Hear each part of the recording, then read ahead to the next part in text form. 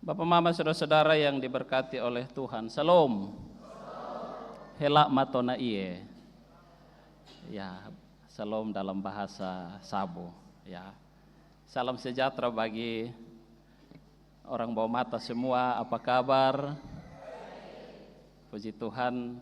Saya lupa kapan terakhir saya di sini, tahun lalu kalau tidak salah, atau 2 tahun lalu. Saya kira orang bawa mata tidak asing dengan saya. Tapi waktu sebelumnya itu saya datang sebagai orang Amfoang. Tapi hari ini saya datang sebagai Adidas, adik-adik dari Soe. Kadang-kadang Kasogi, kakak Soe gila. Syukur kepada Tuhan kita berjumpa sebagai saudara seiman. Saya bersama dengan kelompok anak-anak ukulele. Ini kami tidak bawa semua. Mereka kurang lebih 80 hampir 100 anak-anak. Tetapi yang kami tidak bawa itu yang kecil-kecil dong. Karena itu nanti kepala sakit. Ini yang 30-an saya potong setengah mati. Apalagi kalau 80 sampai 100 anak. Pertama-tama saya mohon maaf karena sebenarnya kami dijadwalkan minggu lalu. Mungkin sudah sempat disampaikan kepada jemaat Tuhan. Tetapi memang kebetulan minggu lalu itu ada satu kegiatan besar perhadapan panitia untuk kegiatan PGI bersama Sinode Gemit. Sehingga sebagai ketua majelis jemaat di Batu Karang Nonohoni Soe, saya tidak bisa meninggalkan kegiatan itu sehingga kami baru memenuhi pelayanan kami di hari ini. Kiranya menjadi maklum bagi jemaat Tuhan sekalian. Baik, Bapak Mama kekasih Tuhan, kita ada di bawah tema persekutuan yang memulihkan, menanti dengan sehati. Rasul-rasul menanti-nanti. Perikop yang ditetapkan oleh Lembaga Alkitab Indonesia dalam pembacaan Alkitab di saat pagi hari ini. Rasul-rasul menanti-nanti. Mereka dalam masa penantian sebagaimana amanat oleh Yesus Kristus sebelum ia naik ke sorga, agar mereka menanti saat Roh Kudus akan dicurahkan bagi mereka dalam tugas tanggung jawab penginjilan yang menjadi misi amanat agung yang Tuhan percayakan kepada mereka. Mereka ada dalam masa-masa menanti.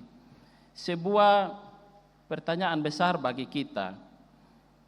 Kenapa Tuhan Yesus saat itu di Bukit Zaitun sebelum dia terangkat ke sorga, atau mungkin momennya pas ketika dia terangkat itu, Roh Kudus langsung dicurahkan di situ?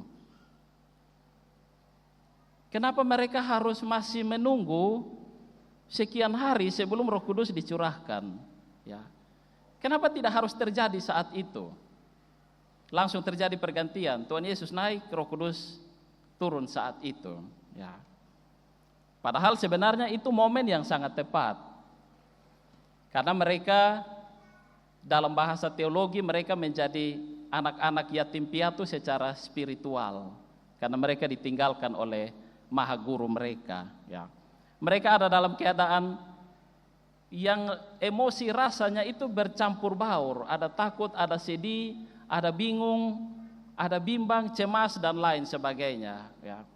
Walaupun 40 hari Yesus bersama-sama dengan mereka, ada masa penguatan di situ dan juga pembinaan-pembinaan sebelum mereka diutus. Tapi sebenarnya itu momen yang tepat ketika Tuhan Yesus naik ke sorga. Tapi mereka harus menunggu kurang lebih 10 hari sebelum Roh Kudus dicurahkan bagi mereka. Kenapa mereka harus menunggu dan mempersiapkan diri? Karena roh yang mereka terima itu roh yang punya kekuatan yang luar biasa. Yang mungkin bagi Yesus secara psikis mereka belum siap untuk menerima Roh Kudus itu. Ya. Roh Kudus ini dalam atau kuasa dalam bahasa Yunani itu dunamis,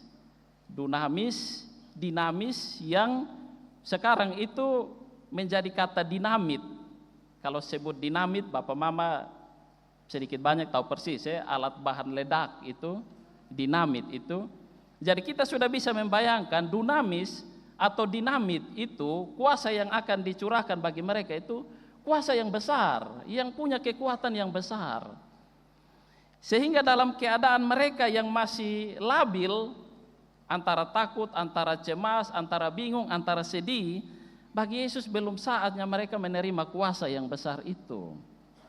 Mereka harus betul-betul dipulihkan dalam banyak hal, baik tubuh jasmani maupun kejiwaan mereka, sebelum mereka menerima kuasa yang besar. Murid-murid harus dipersiapkan. Ya. Bapak Mama lihat kisah, kita agak lompat sedikit ya, kisah peristiwa Pentakosta, ketika Roh Kudus dicurahkan. Ya. Itu mereka sudah siap, dalam pandangan Tuhan mereka sudah siap untuk menerima Roh Kudus itu. Tapi ketika mereka terima Roh Kudus itu, orang-orang lain melihat dan menilai bahwa mereka mabuk oleh anggur. Ya. Bayangkan dalam mereka yang keadaan yang sudah siap saja, ketika terima Roh Kudus, orang lihat dong seperti orang mabuk, atau orang kesurupan, atau orang gila. Apalagi kalau mereka belum siap secara fisik, secara batin untuk terima Roh Kudus, mungkin dong betul-betul gila. Ya, bisa jadi. Sehingga bagi Tuhan, mereka harus mempersiapkan diri sebelum menerima sesuatu yang besar. Nah, Bapak Mama kekasih Tuhan, dalam kisah-kisah di Alkitab, ya, banyak dikisahkan orang-orang yang menerima janji-janji dari Tuhan untuk menerima sesuatu. Tapi janji itu tidak langsung digenapi dalam jangka waktu yang dekat. Tuhan mempersiapkan mereka sebelum mereka menerima penggenapan janji itu. Jadi Tuhan berjanji tentang sesuatu, tapi kemudian Tuhan ada pada jangka waktu tertentu, interval waktu tertentu, sebelum janji itu digenapi bagi mereka. Artinya mungkin bagi Tuhan, mereka terima janji, tapi mereka disiapkan dulu, sebelum kemudian janji itu digenapi. Tidak bisa ketika janji itu dinyatakan, lalu dalam waktu dekat, janji itu digenapi. Harus butuh waktu, proses sebelum penggenapan itu terjadi. Ya. Bapak Mama ingat kisah Abraham kok dengan Sarah. Ya. Tuhan berjanji tentang keturunan. Ya. Sampai mereka sutua juga penggenapan itu belum terjadi. Ya. Sehingga yang terjadi, mereka memaksa waktu Tuhan. Ya. Jadi Sarah bilang di Abraham, Bapak, itu Hagar ada di situ tuh. Bapak atur sudah. Karena kotong sutua ini kayaknya ini janji-janji belum sampai-sampai. Kita dua sutua. Akhirnya karena mereka memaksa waktu Tuhan, yang terjadi adalah masalah.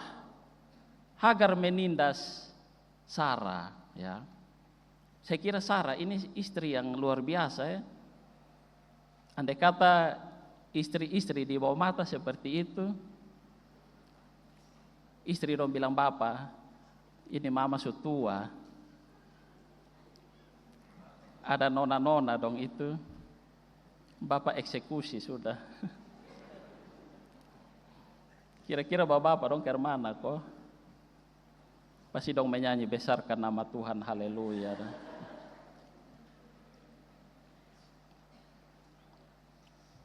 Tuhan janji. Ada saat penggenapannya. Mungkin bagi Tuhan, Abraham dan Sarah itu ada di waktu yang tepat sebelum janji itu digenapi. Ya, mereka harus dipersiapkan sebelum menerima janji itu. Ya. Kisah penciptaan juga begitu. Ada dia punya proses sebelum sampai semuanya selesai. Hari pertama, hari kedua, hari ketiga dan seterusnya. Tuhan pakai proses, Tuhan pakai waktu sebelum segala sesuatu itu sampai kepada finalnya. Ya. Tuhan bisa satu kali klik, kuti tangan, kuti jari, bumi dan segala isinya tersedia.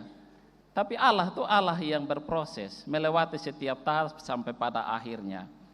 Bahkan sudah terakhir baru Adam ditempatkan di situ. Jadi Adam itu ditempatkan fasilitas lengkap. Nanti fasilitas lengkap baru kemudian Hawa ditempatkan di situ. Ya. Jadi Adam dan Hawa ditempatkan, fasilitasnya sudah ada, ya.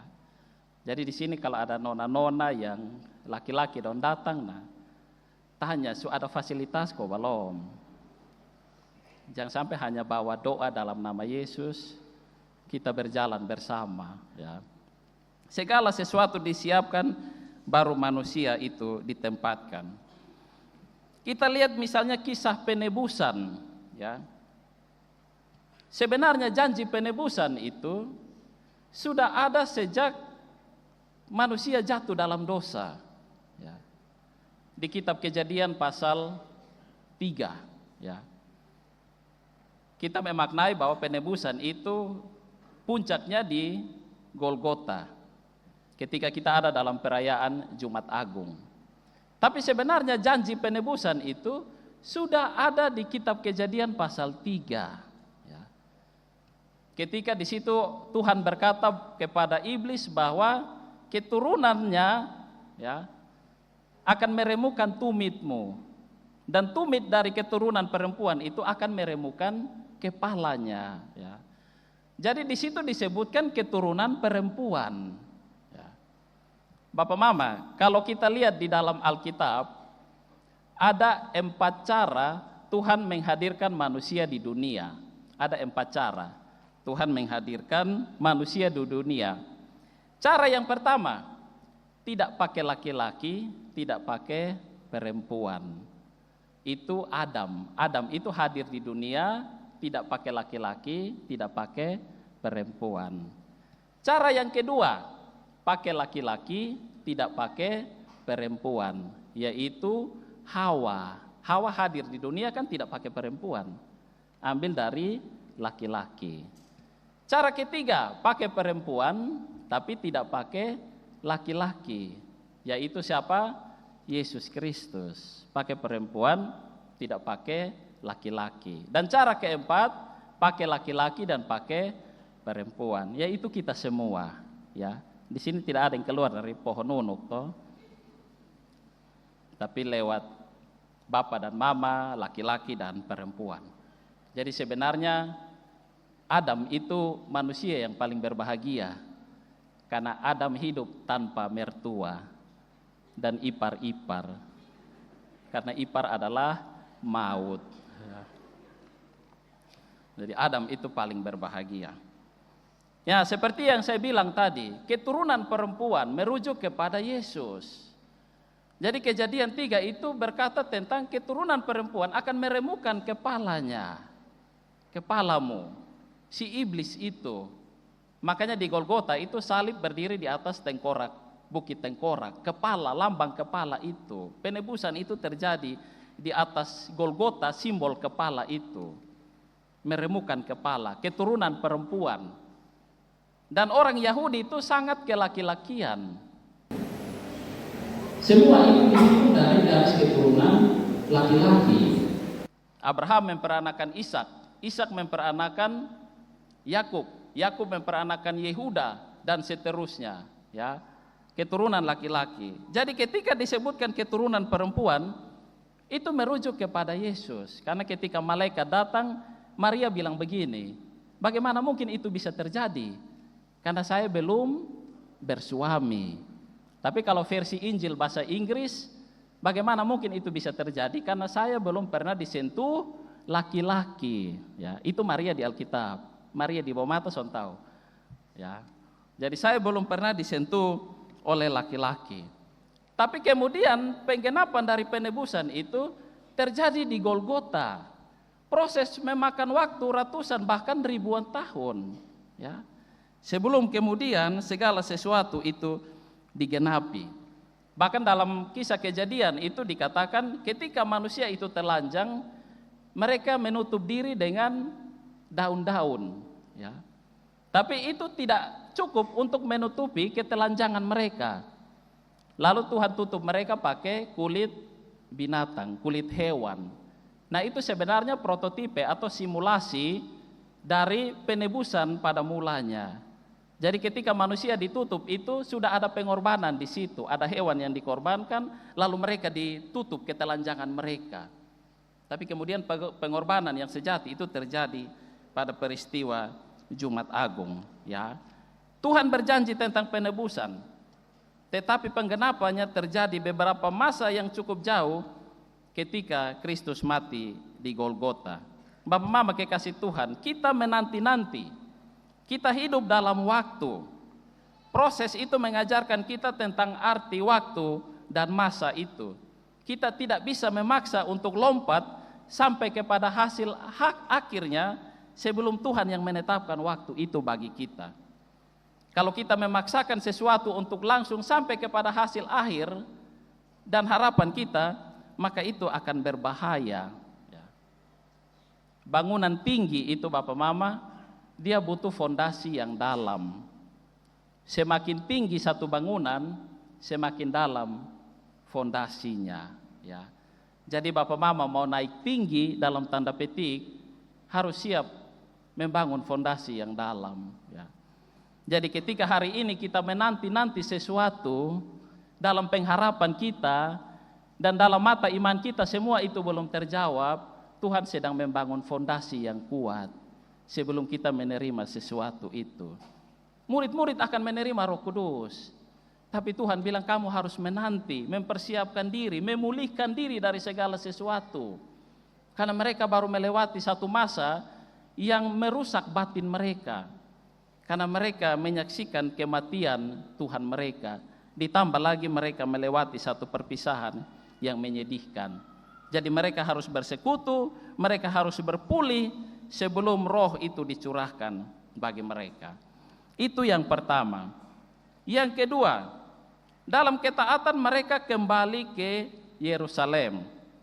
Peristiwa kenaikan Tuhan Yesus itu terjadi di Bukit Zaitun, tidak terlalu jauh dari Yerusalem.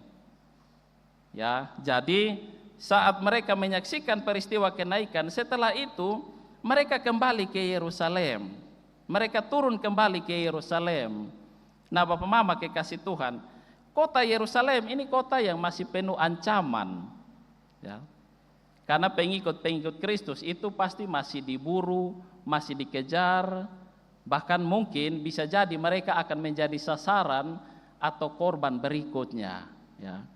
Jadi kembali ke Yerusalem itu sebenarnya mereka menuju kepada tempat yang tidak aman. Bahkan bisa jadi ancaman masih menguat di sekitar kota Yerusalem. Tapi Tuhan suruh mereka harus ada di sana dalam masa-masa mereka menanti. Padahal sebenarnya lebih aman di Bukit Zaitun, lebih tenang di situ. Apalagi mereka menyaksikan peristiwa yang begitu agung, lalu malaikat bilang nanti dia akan datang lagi. Kalau dong berpikir cari aman, kita tenang-tenang di situ, menunggu di situ sah.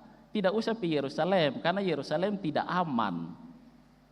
Tapi bagi Tuhan, tempat yang aman itu bukan di Bukit Zaitun. Tapi tempat yang baik bagi mereka adalah turun ke Yerusalem, ke kota yang sebenarnya, kota yang sejati, di tengah-tengah aktivitas banyak orang, baik aktivitas sosial maupun juga aktivitas peribadahan. Bapak Mama kekasih Tuhan, mereka diutus ke dalam realitas hidup, dalam tanggung jawab dan tantangan yang mungkin tidak bisa mereka hindari. Ya. Mau lihat ketaatan anak-anak Tuhan itu Bapak Mama, jangan lihat di dalam tempat ibadah atau di gereja. Kalau mau lihat ketaatan anak-anak Tuhan itu, lihat ketika mereka ada di luar. Baik itu di rumah, baik itu di tempat kerja, baik itu di pergaulan.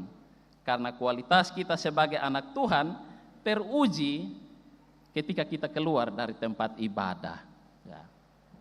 Karena satu hari Tuhan menetapkan untuk kita merayakan Sabat atau hari istirahat, tapi 6 hari kita ada di tempat kerja, ya.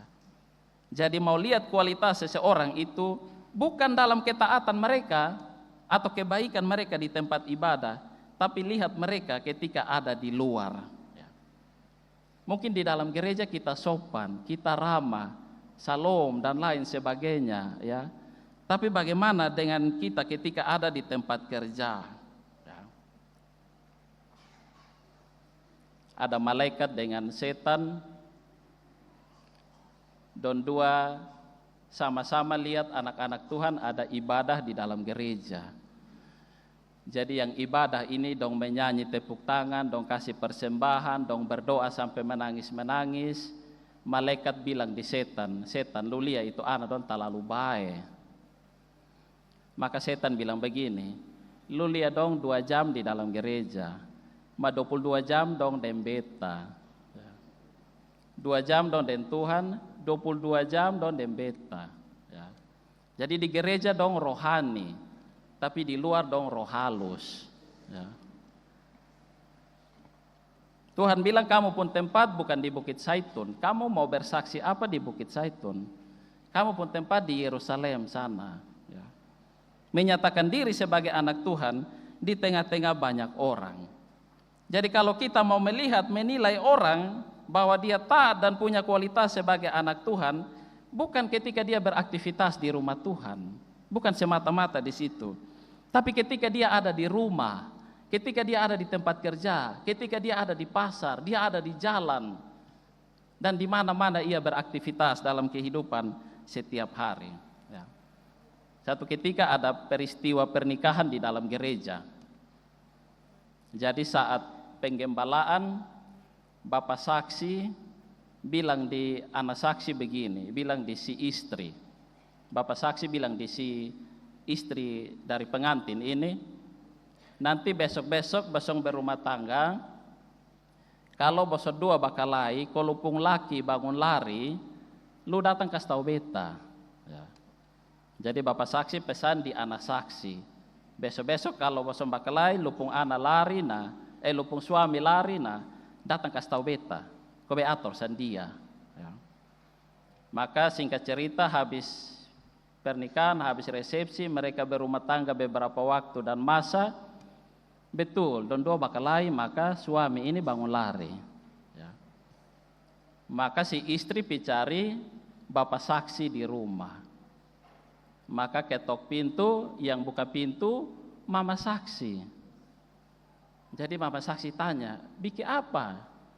Jadi anak saksi bilang, sonde beda datang cari Bapak saksi. Kok kenapa? Tempo hari Bapak saksi ada pesan, bilang kalau kotong bakalai kok suami lari datang cari Bapak saksi. Ya. Jadi mama saksi bilang, kalau pulaki sulari berapa hari? Jadi anak saksi bilang sulari 3 hari, ma. Nah kalau son tahu tebab tuh sulari 3 bulan. Ya. Ya. Kadang-kadang kita sukses di pelayanan, ya. Kita bagus di dalam gereja, dalam tanda petik di Bukit Zaitun, tapi di luar kita bermasalah. Ya. Ketaatan kita teruji ketika kita ada di luar, karena tantangan sebagai anak Tuhan itu ada di luar. Dan kalau kita hanya baik di dalam gereja, siapa yang lihat? Paling yang lihat ini kita dan kita. Penatua lihat diaken, majelis lihat jemaat, jemaat lihat kembali kita, hanya kita dan kita. Tapi ketaatan itu teruji ketika kita ada di tempat kerja, di luar sana, karena yang lihat itu orang Katolik, orang Islam, orang Jawa, orang yang son kenal Tuhan, orang yang son tahu gereja, itu yang lihat kita di sana. Kalau hanya ketaatan dan kebaikan kita di dalam gereja, son ada guna, tidak ada nilai kesaksian di situ. Tapi Tuhan bilang pergi di Yerusalem, karena sompong kualitas itu nanti akan muncul di sana dan itu akan jadi kesaksian. Ya. Jadi nilai kita sebagai anak-anak Tuhan teruji ketika kita keluar dari tempat ini. Ya. Membangun persekutuan di ruang atas. Ya. Mereka ada di tempat biasa mereka menumpang, lalu mereka ada di ruang atas dan menghadirkan keintiman bersama dengan Tuhan. Ruang atas ini simbol keintiman. Ada waktu khusus yang mereka sediakan bersama dengan Tuhan. Ini menunjukkan tentang prioritas. Di Yerusalem, kota yang hiruk pikuk dengan segala kesibukan, mereka ambil waktu untuk menyediakan waktu keintiman dengan Tuhan. Ya. Bapak Mama kekasih Tuhan, kita ada di era digital saat ini, yang hampir-hampir kita sudah tidak punya ruang atas bersama dengan Tuhan. Karena kita sudah terlalu sibuk dengan banyak hal. Suara-suara lain itu sudah terlalu bising. Kita ada di tempat kerja dengan kesibukan kita, tapi kadang sampai rumah pun kita masih sibuk dengan perangkat kita masing-masing. Bahkan orang bisa di tempat tidur sampai HP jatuh dari tangan. Tapi dia tidak punya ruang atas sebagai satu masa keintiman bersama dengan Tuhan. Ya. Kesibukan kita menutupi atau bahkan menghilangkan waktu intim kita dengan Tuhan. Sudah terlalu banyak suara-suara yang kemudian membatasi kita untuk kita punya waktu dengan Tuhan. Sekarang ini sudah terlalu berisik dengan banyak hal. Koton jalan-jalan di mana ini hanya itu lagu apa? Lu kenal Veronica kok. Kemarin kami di jalan sepanjang jalan in ana dong kenal Veronica kok sonde. Dong bukan menyanyi ini lagu yang in hari dong mau menyanyi mah dong menyanyi Veronica. Ya. Coba suatu kali misalnya kotong ganti, lu kenal Tuhan Yesus kok. Tuhan Yesus yang Maria pun anak tuh kok. Kalau lu son kenal nanti lu kenal Strom.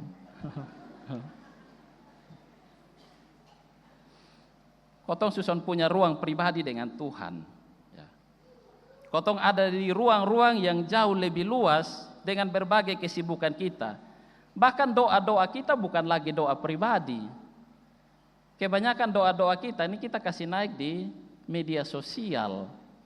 Saya suka perhatikan ini orang yang setiap status ini hanya firman Tuhan, hanya doa, firman Tuhan, hanya doa. Saya tanya, kira-kira dong tahu gereja kok sonde? Tahu berdoa secara pribadi kok sonde? Hanya kasih doa, kasih naik doa di media sosial dengan berbagai pengeluhan. Kita kasih naik doa di media sosial ini Bapak Mama, yang baca itu banyak. Mungkin yang bersimpati 1 orang, tapi 1000 orang mungkin ada ketawa dengan kita pun pergumulan dan kita pun permasalahan. Maka itu sediakanlah ruang atas, ruang khusus hanya kita pun masalah itu hanya kita dengan Tuhan yang tahu. Tidak perlu semua orang harus tahu kita punya pergumulan dan masalah. Karena kadang-kadang dunia ini sudah tidak punya hati lagi untuk berempati dengan kita. Yang mau mendengar kita itu hanya Tuhan. Ya mungkin ada orang-orang tertentu bisa berempati dengan kita. Tapi akan jauh lebih banyak yang menghujat bahkan menghina kita. Ya. Sediakan ruang atas, ruang khusus untuk kita bersama-sama dengan Tuhan menggumuli kehidupan ini. Yang keempat, ini sekitar ada 8 kok Bapak Mama ya, pelan-pelan. Ayat 13 itu ada pola pembagian ya. Petrus dengan Yohanes, Yakobus dengan Andreas, Filipus dengan Thomas ya, dan seterusnya. Kalau kita lihat di Ulangan 19 ayat 15, ini aturan Taurat dan aturan peradilan saat itu. Bahwa untuk sebuah kesaksian itu tidak cukup 1 orang, 2 atau lebih. Jadi untuk sebuah kesaksian terhadap satu perkara atau kebenaran itu harus disampaikan oleh minimal 2 orang, 3 atau bahkan lebih untuk memperkuat kesaksian itu. Tapi Bapak Mama mari kita lihat dia punya perbedaan. Ada sedikit perbedaan yang mencolok. Ya. Ketika Tuhan Yesus memanggil murid-muridnya yang pertama, memang disebut dua-dua pasang, sepasang-sepasang, dua-dua.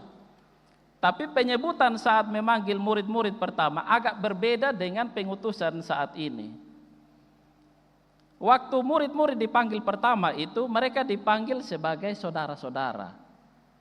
Simon dan Andreas, Yakobus dan Yohanes. Karena itu mereka bersaudara.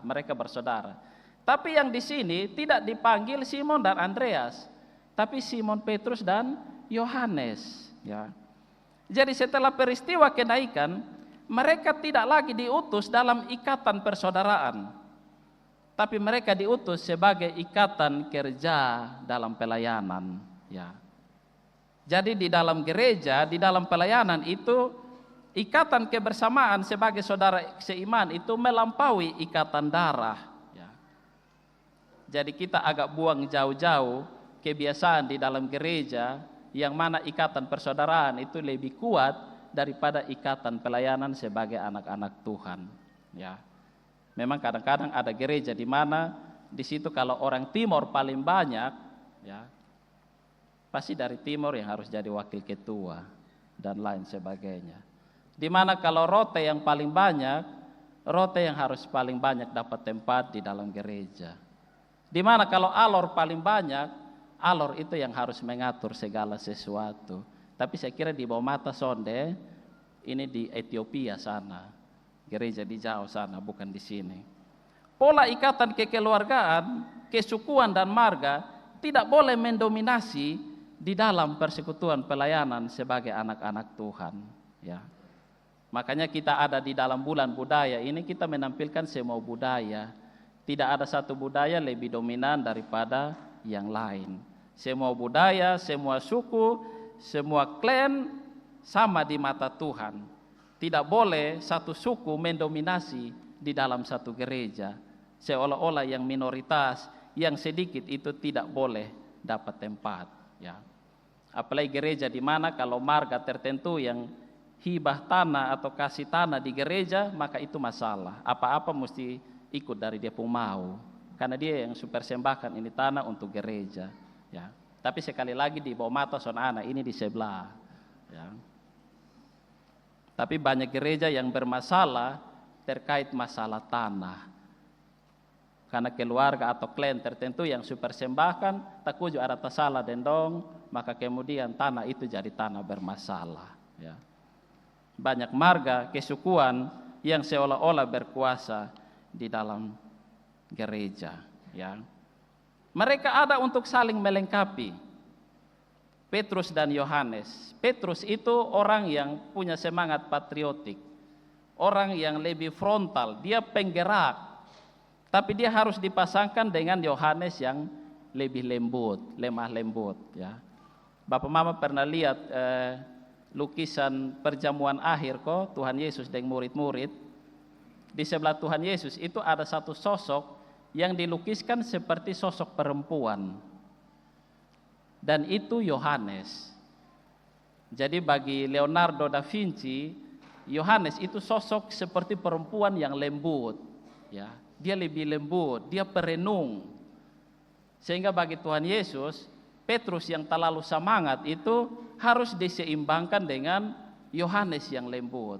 Ya. Jadi dalam gereja itu kita dipasangkan dengan orang-orang tertentu untuk menyeimbangkan kita. Jangan melihat orang lain itu sebagai ancaman. Apalagi kalau dia terlalu kritis, dia terlalu vokal. Kadang-kadang kotong suka dengan orang yang terlalu vokal dalam gereja. Padahal sebenarnya orang-orang itu menyeimbangkan kita. Ya. Makanya Tuhan Yesus bilang kasihilah musuhmu. Karena apa? Karena orang-orang seperti itu lebih jujur. Orang yang puji-puji kita itu kadang-kadang tidak jujur. Dong puji, madong dalam hati ini ada bilang lu persetan dengan lu. Ya. Tapi orang yang mengkritik kita, orang yang vokal terhadap kita punya pelayanan, kita pekerjaan, sebenarnya mereka sedang jujur untuk peduli dengan keberadaan kita. Ya. Makanya Petrus yang semangat itu harus diseimbangkan dengan Yohanes yang lebih lembut, ya. Dan juga ada pasangan-pasangan lain yang kita lihat dalam bacaan tadi, ya. Secara psikologi Bapak Mama, kita sekarang mengenal yang namanya efek echo chamber. Echo chamber ini saya pakai perumpamaan begini. Kita ada di dalam ruangan seperti ini, atau kita ada di dalam satu kamar. Kemudian di dalam kamar itu Bapak Mama bersuara, Bapak Mama sedikit berteriak, nanti gema suara itu pantul dan kita kembali mendengar suara kita, ya. Itu yang namanya echo chamber. Artinya kita ada dalam satu ruangan, kita mengeluarkan bunyi atau suara, maka dia terpantul, kita dengar kembali, ya. Jadi itu kecenderungan masa kini. Kita suka mendengar suara dan pendapat yang kita rasa cocok dan sama dengan kita. Kita tidak suka dengan suara-suara yang tidak sama dengan pendapat kita. Bahkan suara-suara yang berbeda itu bila perlu kita jauhkan. Kita anggap sebagai sesuatu yang merusak kita. Kita lebih senang dengan suara-suara yang sama dengan pikiran, pola, dan pandangan kita. Kita tidak suka dengan sesuatu yang berbeda. Suara yang berbeda itu bila perlu kita tolak. Nah, ini akibat dari algoritma media sosial. Algoritma media sosial ini maksudnya begini. Bapak Mama di sini kan sebagian besar main media sosial, ada TikTok, ada YouTube dan lain sebagainya. Jadi media sosial itu punya algoritma. Jadi dia bisa baca Bapak Mama pun kesukaan itu apa. Jadi kayak misalnya mama-mama kalau buka TikTok suka lihat cara masak, dan kalau kita sudah nonton separuh lebih dari waktu yang ada, media sosial bisa baca bahwa orang ini suka konten masak-memasak. Maka ketika Bapak Mama scroll, dia akan selalu kasih tampil hal memasak. Atau kita nonton apa saja di media sosial, dia bisa baca apa yang menjadi kesukaan kita. Jadi dia akan tampilkan sesuatu menurut kesukaan kita. Itu algoritma media sosial, ya. Karena kita sudah terpola dengan itu, media sosial menyediakan apa yang kita suka. Yang dia anggap kita tidak suka, yang kita hanya nonton 1-2 detik kita kasih lewat, dia tahu bahwa itu kita tidak suka. Jadi dia tidak akan menyediakan konten-konten itu. Dia akan menyediakan konten yang menurut media sosial kita paling suka, ya. Maka karena kita terbiasa dengan hal-hal itu, kita suka cari teman yang satu frekuensi, kita suka cari kawan kerja yang sebisanya sependapat dengan kita. Kalau yang berbeda itu kita anggap sebagai ancaman, ya. Saya kira dalam persekutuan kemajelisan, dalam persekutuan grup, kelompok, kita akan bertemu dengan orang-orang yang berbeda dari kita. Tapi sebenarnya itu kekayaan, itu penyeimbang. Tuhan menghadirkan orang-orang tertentu yang bisa jadi berbeda dalam banyak hal, dalam pola pikir, tanggapan dan pandangan, sebenarnya untuk menyeimbangkan kita. Maka Petrus tidak lagi dengan Andreas, tapi Petrus dengan Yohanes.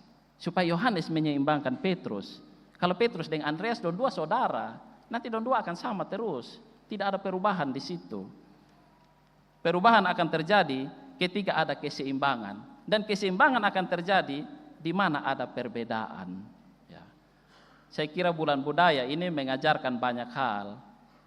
Tenunan yang bagus ini akan terjadi kalau ada perbedaan di situ, yang kemudian dipersatukan.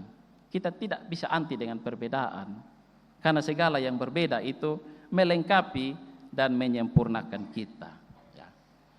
Dan yang paling terakhir, ya, mereka berdoa dengan tekun dan juga sehati.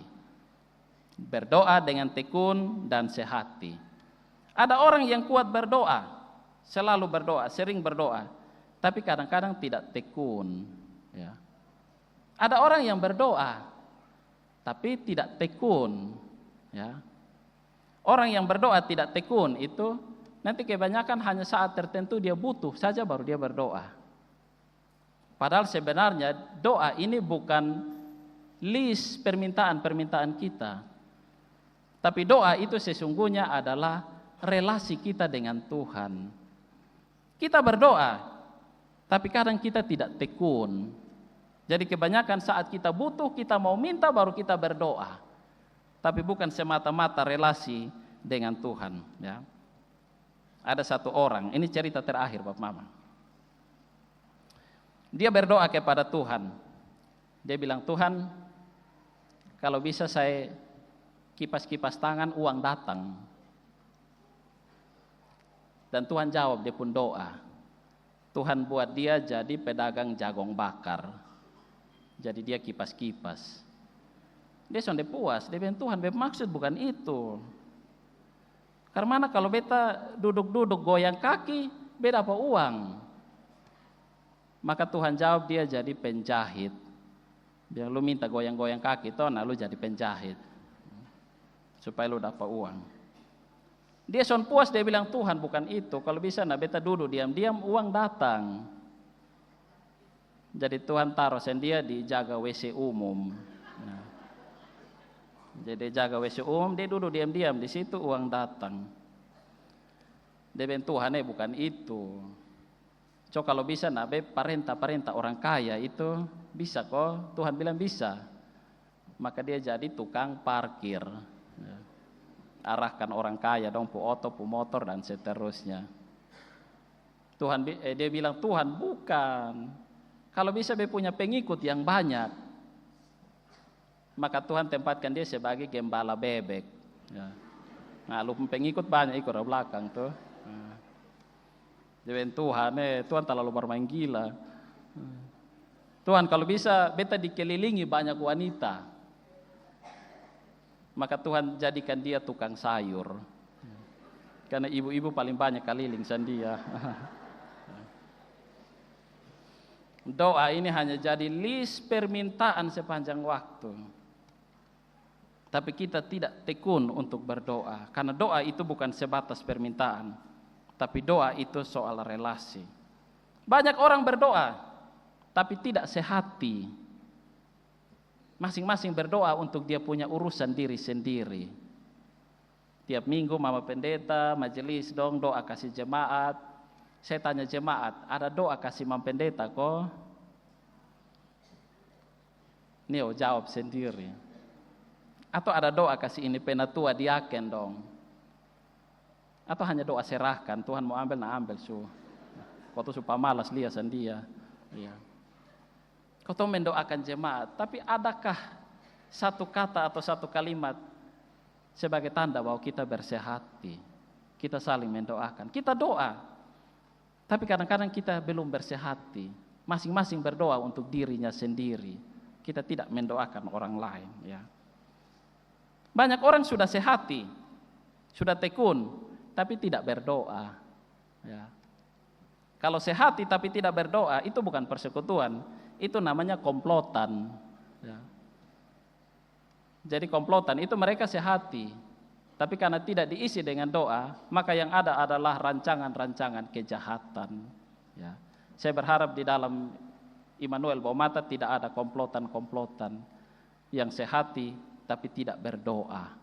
Kalau kita sehati tapi tidak berdoa, itu kita menjadi perusak-perusak di dalam persekutuan. Ya. Bapak Mama kekasih Tuhan, kita ada di dalam masa-masa penantian. Kita semua menanti harapan dan doa kita. Ingat bahwa Tuhan punya waktu untuk menjawab setiap doa-doa kita. Orang lain Tuhan hadirkan untuk menyeimbangkan kita. Mungkin mereka berbeda dalam banyak hal, tapi mereka menyeimbangkan kita supaya kita jadi lebih baik. Dan mari kita berdoa, tapi juga dengan ketekunan dan juga dengan kesehatian, supaya kita sama-sama ada dalam persekutuan yang saling memulihkan. Dan dari situ kita keluar dari sini, kita menjadi saksi-saksi bahwa kita orang yang tekun, kita orang yang berdoa, dan kita orang yang sehati, dan kita menjadi kesaksian bagi banyak orang. Amin ya Bapak Mama.